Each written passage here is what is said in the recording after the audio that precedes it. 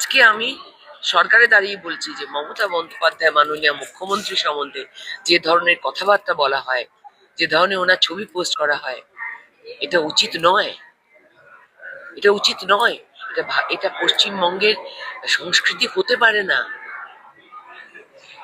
উনি 3 টার্মের মুখ্যমন্ত্রী ছিলেন, প্রতিদিন ময়লা করতে থাকেন। তাহলে আমি যখন বিরোধী ছিলাম, আমি তখনও এই কথা বলতাম। তখন আমাকে মানুষ বলতো, আচ্ছা আচ্ছা দেখ দেখ এবার তো টিএমসি বোধহয় জয়েন করে যাবে, মমতার হয়ে বলছে। আজকে আমি সরকারে দাঁড়িয়ে বলছি যে মমতা বন্দ্যোপাধ্যায় মাননীয় মুখ্যমন্ত্রী সম্বন্ধে যে ধরনের কথাবার্তা বলা হয়, যে ধরনের ওনার ছবি পোস্ট করা হয়, এটা উচিত নয়। এটা উচিত নয়। এটা পশ্চিমবঙ্গের সংস্কৃতি হতে পারে না। উনি 3 টার্মের মুখ্যমন্ত্রী ছিলেন। ওনার রাজনৈতিক দল ভেঙে গেছে কি না গেছে সেগুলো তো মানে অবশ্যম্ভাবী ছিল, আদর্শ ছিল না, তাই এটা হওয়ার ছিল। উনি কন্ট্রোল করতে পারেননি প্রথম বছরের পর থেকে। তারপর উনি এমন কাজ করেছেন যেটা জেতার জন্য করেছেন, ফলে ওনার অনেক বেনজল ঢুকে গেছিল, কন্ট্রোল করতে পারেনি, different thing. But at the same time উনি মুখ্যমন্ত্রী ছিলেন 3টে টার্মে। আমরা ওনার সম্বন্ধে সমঝে বুদ্ধি করে সম্মানের সঙ্গে কথা বলতে আমরা বাধ্য।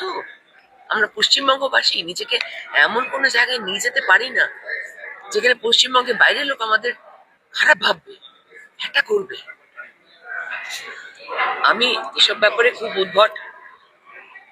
আগে লোকে বলতো, আগেও যখন বলতাম যে ময়লা করবেন না, কর্পোরেশনকে দায়ী করে লাভ নেই, আপনারা বাইরে ময়লা ধুমধাম গাড়ি থেকে বাস থেকে চলছেন, হাঁটছেন, ফিরছেন, খাচ্ছেন, ফেলে দিচ্ছেন, এটা করবেন না।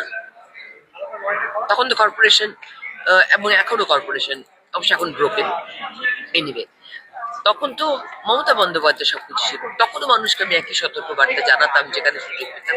আজও তাই বলছি।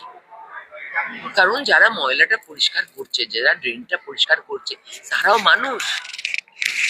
তারাও আপনার আমার মতো রক্ত মাংসে গড়া মানুষ। তারা আপনার ফেলা ময়লা তারা ড্রেনটা থেকে তুলছে, যতই হাতে গ্লাভস থাক না কেন। তো সেটা তো ভাবতে শিখতে হবে মানুষকে। নিজের পকেটে রাখুন, নিজের ব্যাগ থাকলে মহিলারা ব্যাগে রাখুন। ছেলেদের যদি ব্যাগ না থাকে সঙ্গে একটু চেষ্টা একটা পাশে ওয়েট করুন, পাশে কোনো ডাস্টবিন থাকলে সেখানে গিয়ে ফেলুন, নাহলে সেটুকু পকেটে রাখুন। প্রধানমন্ত্রী দেশের নরেন্দ্র মোদীজি যখন কোনো একটা কিছু উদ্বোধন করেন, তাতে সামান্য কিছু প্লাস্টিক থাকলে সেটাকে সঙ্গে, বা কোনো র্যাপার থাকলে কিছু থাকলে সেটা নিজের পকেটের মধ্যে নিয়ে নেন। এই ভিডিও আপনারা দেখেননি কেউ?